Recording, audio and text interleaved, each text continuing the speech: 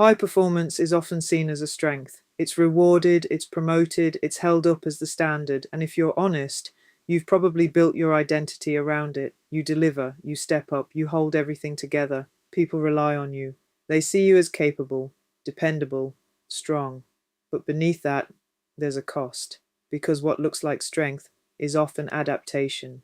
You've learned to show certainty, even when you're unsure, to push through, even when you're exhausted, to stay in control, even when you feel overwhelmed. And over time, that stopped being something you do. It became who you are. So now, even when things don't feel right, you keep going. Even when you're tired, you keep performing. Even when something feels off, you question yourself before you trust yourself. And that's the shift most people don't see. This isn't confidence. This is performance-based confidence. A way of showing up that's driven by expectation, not by internal stability. And at the center of it all is self-trust. Self-trust is quiet. It's the ability to rely on your own judgment, to make decisions without needing constant validation, to hold your ground, even when there's pressure.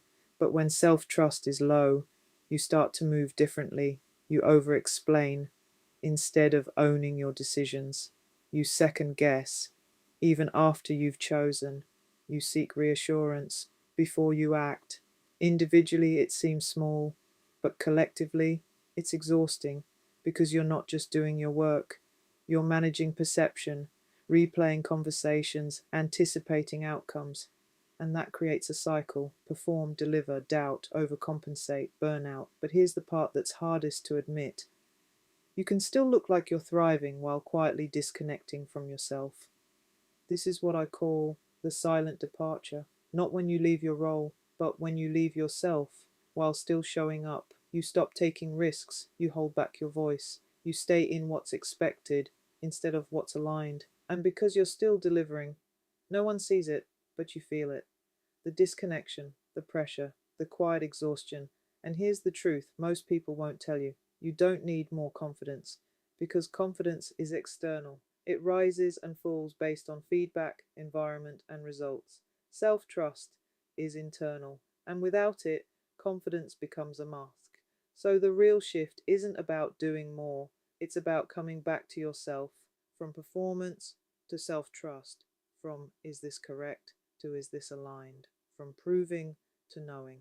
Because when self-trust is present, you move differently, your decisions become clearer, your voice becomes stronger, your energy becomes more stable, and performance becomes sustainable. So the question isn't, are you capable? You already know you are. The question is, do you trust yourself enough to lead from that place? Because the cost of high performance isn't always visible, but it is always felt, and the longer you ignore it, the further you move away from yourself.